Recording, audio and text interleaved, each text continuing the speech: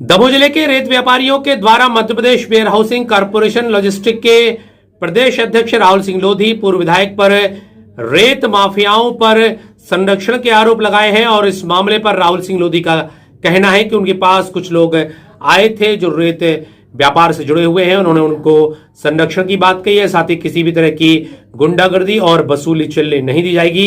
उन्होंने इस मामले पर कलेक्टर और एसपी से भी बातचीत की है। क्या कहना है राहुल सिंह लोधी का इस मामले पर, आइए आपको सुनाते हैं। व्यापारियों ने प्रदर्शन किया है, राहुल सिंह मुर्दाबाद के नारे भी लगाए। नहीं, निश्चित तौर पे पिछले वर्ष भी इस प्रकार का एक प्रदर्शन हुआ था और हमारा इससे पहले भी हमने बोला था कोई लेना देना नहीं है और अभी भी कोई लेना देना नहीं है। और रही बात जहाँ तक वो अवैध वसूली की है, तो जो भी व्यक्ति अवैध वसूली कर रहा है उस पर प्रशासन कार्रवाई करेगा। और आज कलेक्टर महोदय से और एसपी महोदय से भी इस विषय में चर्चा हुई है, इसको विषय को संज्ञान में लिया है और ये तय किया जाएगा। और ये तय है कि जो भी हमारे व्यापारी यहाँ पर रेत का काम कर रहे हैं, आज कुछ फुटकर व्यापारी भी आए थे 10 साढ़े 10 बजे, उनसे इस विषय में चर्चा हुई, तो उनको पूरा संरक्षण दिया जाएगा। और किसी भी प्रकार का जो अवैध काम चल रहा है, अवैध वसूली चल रही है, निश्चित तौर पर उन पर कार्रवाई की जाएगी। बहुत से बार-बार आरोप लगाए गए और बार-बार आपका नाम उछलता है। निश्चित तौर पे वो तो आरोप प्रत्यारोप लगते हैं, पर जैसे मैंने पहले कहा कि अपना कोई लेन देन नहीं है। और मैं पुनः कहता हूँ कि जो भी व्यापारी को दिक्कत है या कोई समस्या है तो बताएं, उसका निराकरण अपन करेंगे। बैठे ही जनप्रतिनिधि का काम है ये।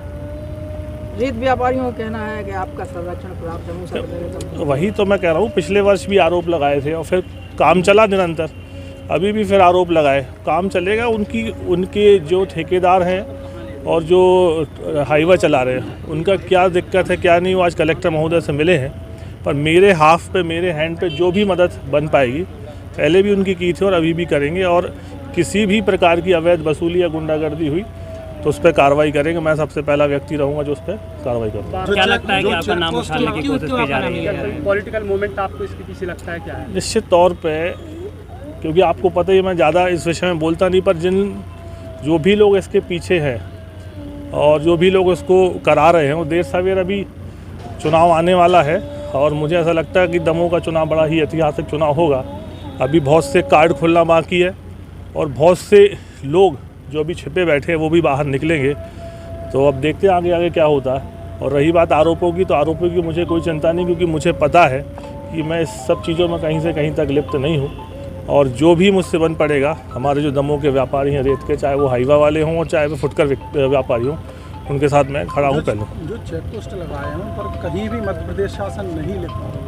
ये विषय तो ये है कलेक्टर महोदय, इसका आपको चर्चा करना पड़ेगा और एसपी महोदय से कि किसके कहने पे पोस्ट लगे हैं और क्यों लगे, क्या ये माइनिंग विभाग के पास परमिशन थी या नहीं है, इसकी जानकारी वो देंगे। पर मेरे विषय में यदि संरक्षण की बात है तो जितने भी अपने व्यापारी उनको पूर्णतः मैं संरक्षण दूंगा। और आज सुबह आए भी थे मेरे पास, उनको मैंने आश्वस्त भी किया और आश्वस्त होकर वो गए भी है। अच्छा, इस तरह की विरोधाभास की स्थिति बन रही है, इसके पीछे कौन लोग हो सकते हैं, कुछ बताइए। मैं ना वही तो आपसे बोला कि अभी तो चुनाव शुरू नहीं हुआ है, अभी कई पत्ते खुलना बाकी हैं। जो अप्रत्यक्ष रूप से बैठे हैं पीछे और सब चीज़ें कर रहे हैं, वो भी खुलेंगी चीज़ें। अभी चुनाव बड़ा ऐतिहासिक चुनाव होगा और बहुत से लोग अभी सामने आएंगे। तो क्या पार्टी के अंदर की गतिविधियां हैं या बाहर? ना पार्टी के अंदर की ना पार्टी के बाहर की, मैं इस विषय में कोई टिप्पणी नहीं करना चाहता हूँ।